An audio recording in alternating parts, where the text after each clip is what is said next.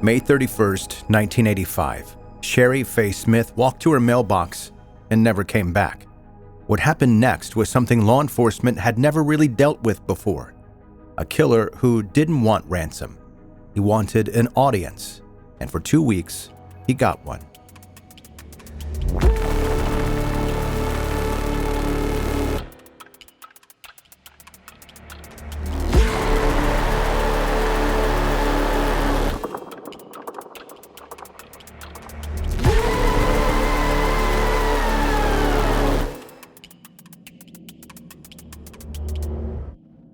We're talking about a case today that happened in South Carolina back in 1985, and the killer's name is Larry Gene Bell, and the victims weren't only the people he killed.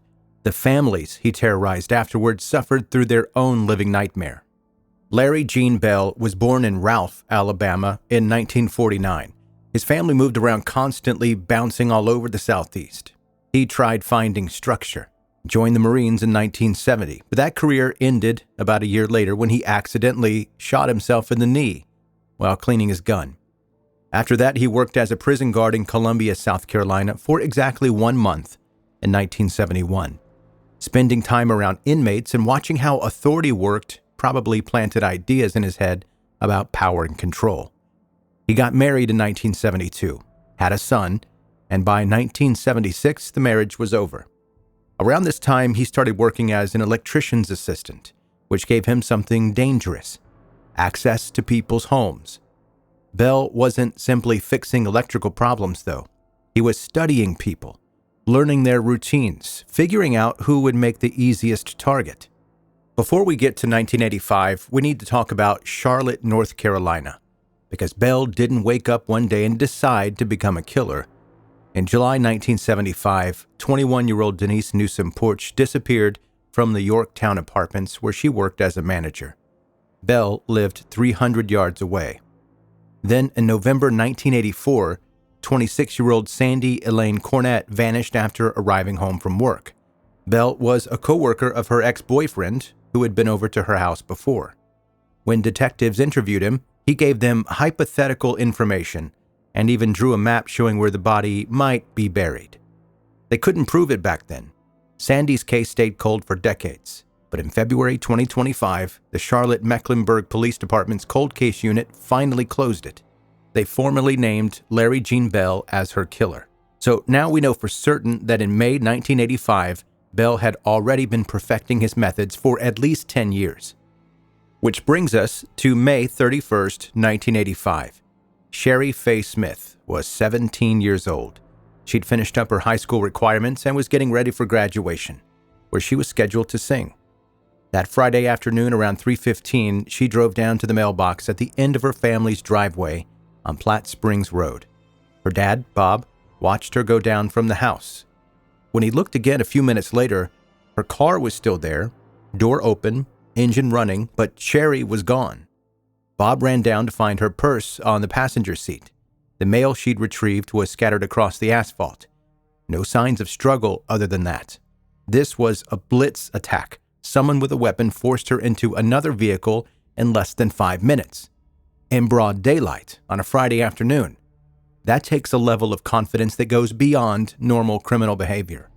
The FBI brought in John Douglas as one of their top behavioral profilers. Douglas looked at everything and immediately knew they were dealing with someone local, someone who understood the family's routine. And Douglas predicted something that turned out to be absolutely correct. The offender would contact the family. This crime wasn't about ransom. This was about psychological control, and John Douglas knew that. 3 days later, on June 3rd, the phone rang. It was Bell. He had Shari's mom, Hilda, on the line. Over the next several days, he called 8 times total. He used an electronic device to distort his voice. You would expect ransom demands on these types of calls. That's not what this was. These were psychological torture sessions. He told the family that Shari was fine and would be coming home soon. Then, in the same conversation, he'd describe how he gave her 3 options for how she wanted to die: a gunshot, a drug overdose, or suffocation. He claimed she chose suffocation. He described wrapping her head in duct tape until she stopped breathing. Then he started discussing Shari's funeral arrangements with her older sister, Dawn. He wanted to stay involved in their grief, to remain the center of their world even after Shari was gone. And here's where the story takes another turn. During one of those recorded calls with Dawn, Bell made a slip. He said, quote, "All I wanted to do was make love with Dawn."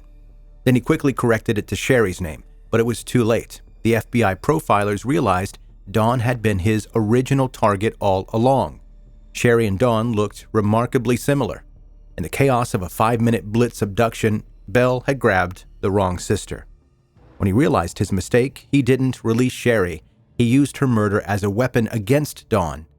The calls became increasingly focused on Dawn herself. He told her that God wanted her to join Shari, that her death was inevitable. During one of Bell's first calls, he mentioned that Shari had written them a letter. He called it her last will and testament. When the letter arrived, state officials intercepted it, and that letter became one of the most crucial pieces of evidence. Shari had written this letter on a yellow legal pad while Bell held her captive. She knew she was going to die, and instead of filling those pages with terror, she wrote messages of love to her family and her boyfriend. She quoted Romans 8:28. She told them not to become hard or bitter.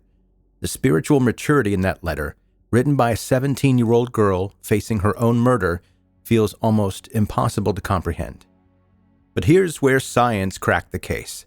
The FBI took that legal pad to their laboratory at Quantico and used a technique called electrostatic detection analysis, or ESDA.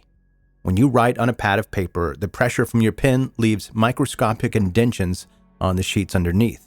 The ESDA process applies an electrostatic charge to the paper, then uses a special powder that makes those hidden indentations visible. When they processed Shari's letter, they discovered a partial 10-digit phone number that had been written on a previous page. That phone number became the key. Investigators tracked it to a couple named Ellis and Sharon Shepard. When law enforcement showed up and read them the behavioral profile John Douglas had developed, both Ellis and Sharon said the same name simultaneously: Larry Gene Bell. Bell had recently house sat for the Shepards, and that phone number was one he'd written down during his stay. The Shepards also confirmed that Bell had regular access to a silver Buick Riviera. That detail sent alarm bells ringing, because a silver car matching that description had been seen at another abduction 2 weeks after Shari disappeared. On June 14, 1985, 9-year-old Debra May Helmick was playing in her front yard with her 3-year-old brother at a trailer park. A silver car pulled in. Bell got out, grabbed the screaming little girl, threw her into the vehicle, and drove away while her toddler brother watched. Witnesses saw the entire thing. Bell didn't care anymore about being careful. John Douglas had predicted this escalation. He told local law enforcement that Bell was in the disintegrating state and would likely strike again soon. Debra's body was found June 22nd. She'd been murdered the same way as Shari, suffocated with duct tape. In a detail that reveals the sexual component of Bell's pathology, Debra's body was found wearing adult silk bikini underwear over her own children's underwear.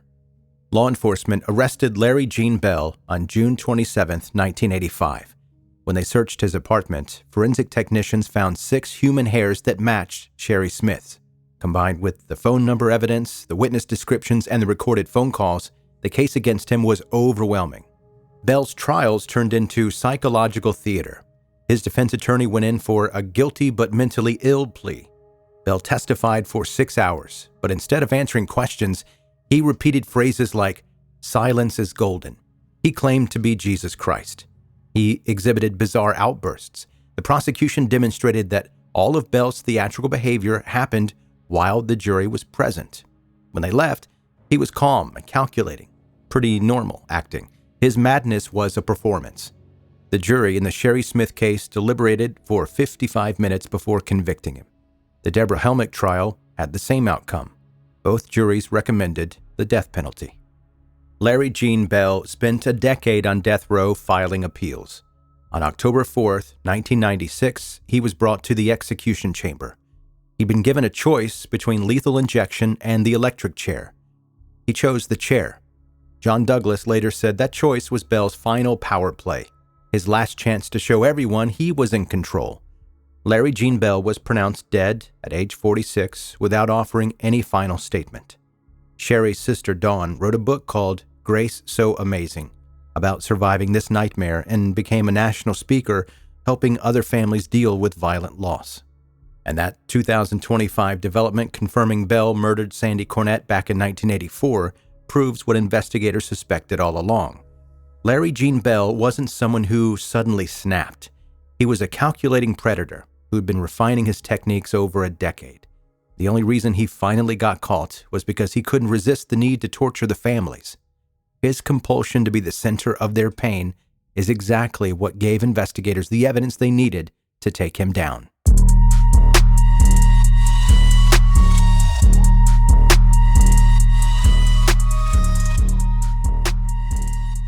Thanks for listening to 10-Minute Murder, bingeable true crime stories. Hi, I'm Joe. I'm the host, and here's an email. Subject, just saying hi. Hey, Joe. No big story here that I want you to cover. I just wanted to send you an email and say that I appreciate the work you put into the show and the way that you talk to the audience like actual people. It feels more like listening to a person than a podcast voice.